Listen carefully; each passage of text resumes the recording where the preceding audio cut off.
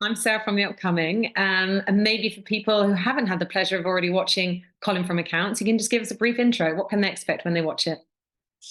Well, you can expect a dog. Mm-hmm. You can expect a car accident. Yeah, a very small, an incident. It's a small incident. Yeah, a traffic incident, which is probably maybe Precipitated by a boob flash, possibly, definitely. some day drinking, A little bit. and then two people are inextricably linked forever, aren't they? Or at least for the length of 8 episodes. 8 episodes. Yeah. Yeah. And I know you're not only accomplished actors, but you're also a married couple in real life. So can you tell us a bit about how the show came about? Were you drawing from real life experience? What sparked the initial idea, and why did you want to make the show together?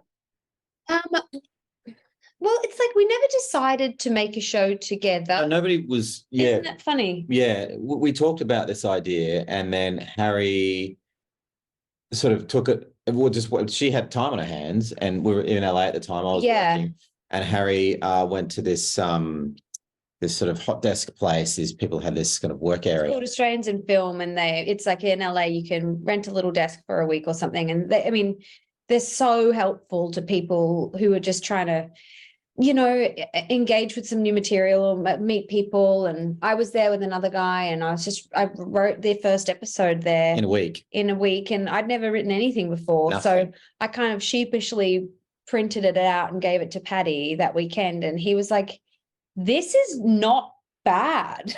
It wasn't bad. Because, as I said, I've zero formal training apart from reading a lot. I was a very avid reader as a kid, but also you get lots of scripts, I do a lot of theatre, and so you realize what works and what doesn't unconsciously. Yeah. Because you've been taking in so much information throughout your whole career as an actor. I think that's why so many people do make the jump, because you become very familiar with scripts and what works. But that's one of the things that's saying on the page when Harry showed me the first draft of that pilot. It was like the dialogue was so funny, and like real humans might say that, nothing felt like a false note. Nothing felt like this, you just a line that you write. It didn't feel like dialogue. It felt like people speaking. Like talking, yeah. Yeah. Yeah, we have there's I don't like it when you're watching a scene or something and you're like, do people say that, or would someone do that? Like, and I think there is a bit of wackiness in this, but I would like to think that the show is relatively grounded. Yeah, relatively. Not completely. We still throw a turd out a window. Yeah, but I think we earned that. Yeah, minute 16 probably. Yeah. And yeah, and one of the things I was thinking when I watched it is so relatable, but so funny at the same time. And I think it's very hard to actually get that balance.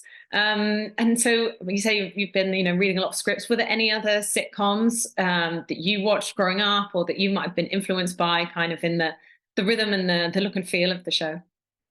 I think the influences, there's conscious and unconscious influences, and we grew up on a steady diet of British and American stuff and Australian stuff.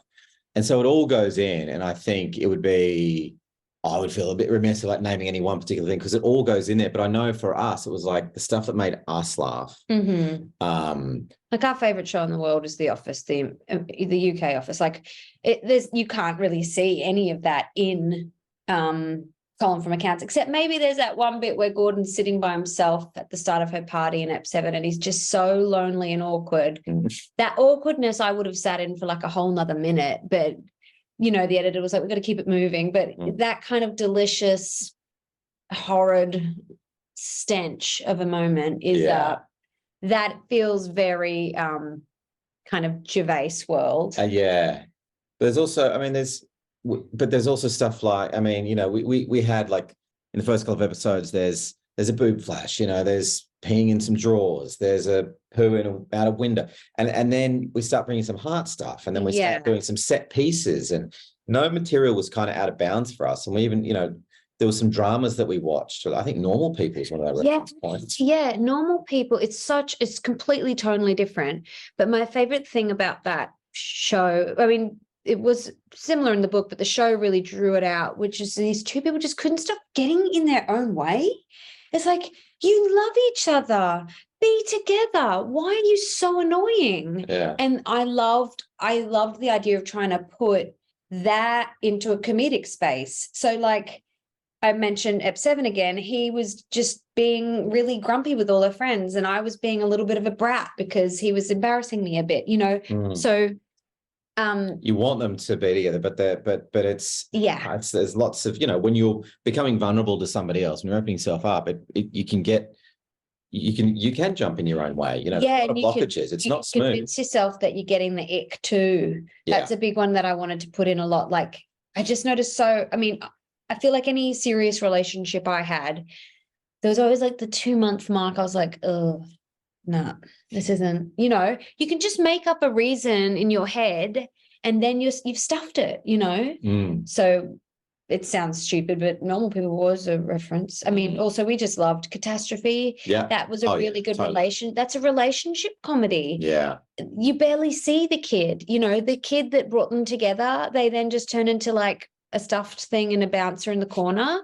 And that's how I kind of wanted the dog to, I mean, we couldn't fully get rid of the dog, but we didn't want to get rid of the dog. We didn't want to get rid of the dog, but I didn't want it to be a dog show. I didn't want it to be a show about the trials and tribulations of owning a disabled dog. There was a moment during the writing process when Harry went, okay, well, it's not a dog. I went, isn't it? She went, no, you hit an old woman with your car. That's right. And I was like, okay.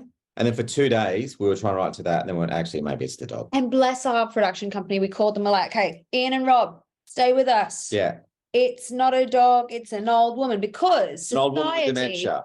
Society just gets rid of old people. And what if they kind of like adopt her? And our producers were like, okay, we trust you guys. We're going to need a minute. We'll need a minute. And then after a couple of days, they're like, okay, we're on board. And we're like, no. We're off board. Sorry. We're not doing it. We're back to the dog. Yeah. Because I just suddenly was like, if we put all our effort into making a TV show that could be described as doggy or cute, doggy, we didn't want a cute show. I was just like, I'm not interested. That made me, I'd rather someone just hate it than call it cute and doggy, because you know, that's just nothing. It's so in the middle of nothingness. For the record, I would take cute and doggy over hatred. That's just me.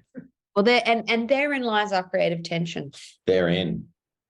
Well, that was going to be my next question, actually. You know, how about sort of like the opportunities and challenges that arise perhaps from being a couple and working together? I mean, I was trying to think of other famous couples we've seen on screen, you know, Nicole Kidman and Tom Cruise, and Brad Pitt and Angelina Jolie. So, you know, how is that relationship? And of course, it brings so much also to the on-screen relationship, because you've got that shorthand with each other and the timing and the chemistry and everything.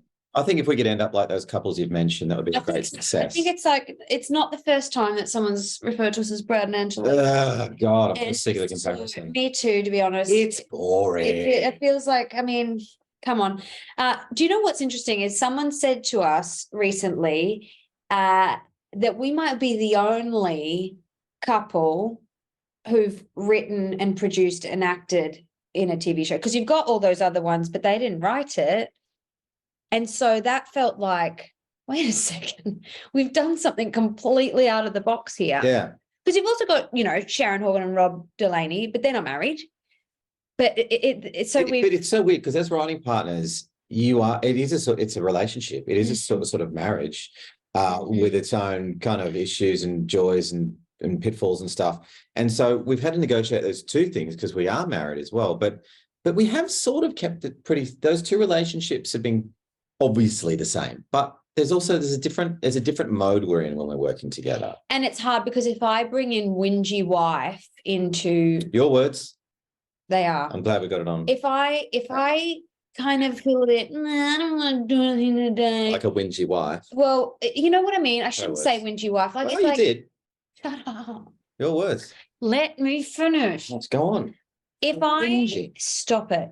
If I kind of get in the writer's room, it's our spare bedroom, and I'm just a bit petulant as I can be, Paddy gets really frustrated because he's very professional. And then I'll start booking a tap dancing class for next Tuesday at 8:30. Literally. And he's like, what are you doing? You better be writing. And I'm like, I just wanted to buy this jumper. And then our dog, Walter, who we love, is our first love, his weight suddenly became the issue du jour Yeah, I was all obsessed with our Spent dog half a being obsessed. day. Do you know what I mean? So my point is I have to actually keep wife and mother separate to writer, because otherwise I sit there and I start buying food online for the Joni, our daughter, or I start, you know, I have Anything else. I have to just focus because I'm really naughty at that. So that is the biggest pitfall, is that Pat seems to be able to change hats like straight away, and I bring all my bullshit into the room. But the truth is, and don't tell her this, none of it works without her bullshit. That's the sad truth. It doesn't work without whingy wife. Stop it. I do get a bit whingy. I'm just a bit like, do we have to do this today? And he's like, because we don't have a nanny and our baby is so, she needs us. So we've got 3 days of daycare a week in which to get stuff done. And it just kind of sometimes feels like, great, we're going to write for what, 8 hours and then pick up our kid together and parent for 6, like, and sometimes it does feel a little like, I need space. Yeah. It's bad shape. Oh, we've got time for one last question. So Okay, sure. And you know, so ultimately, what do you hope people take away from the show? And the issues we've mentioned, I suppose, you know, the fact that it's so relatable and funny, and it's silly, but it's also has a lot of heart, and also the fact that it has just travelled so well from Australia to the UK. And I think perhaps it's to do with the fact that we do share this kind of similar humour, way of kind of laughing at sort of like everyday things in a sort of quite deadpan way. Yeah, I think also the UK doesn't mind a bit of crassness and stuff as well. I do wonder how some of it will go in the US once it finds its home there. But like, hey, come on, they're not immune to the comedy staples. Yeah, I know, but I don't know.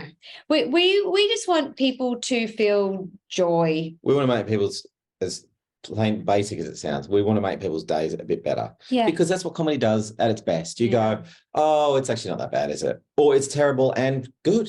It's funny, like it's funny. You've got to laugh at the chaos. We were in Sydney over Christmas, and a woman came up to us at a cafe and she said, I've just got to let you know, my husband fell off a ladder just before Christmas and Clumsy. He probably broke his leg or something. It was terrible. And she goes, he's been so grumpy, but in hospital, he watched your show like twice. And now he's home and he's on the couch resting and he's watching it again. And she said he's still laughing.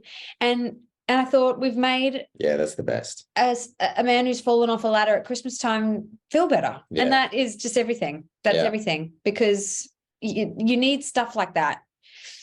That doesn't sound very smart. You need stuff like that when you fall off a ladder. Yeah. Harriet Dyer. God, who invited her? I'll put that in the headline, don't worry. What a headline. Thank you so much for sharing all that with me, and can't wait for everyone else to get stuck into this amazing show who hasn't watched it already. Thanks so much. Thanks for your time. So You're good to talk to you, welcome. Sarah. Thank you. So nice to chat to you. Thank you. Bye.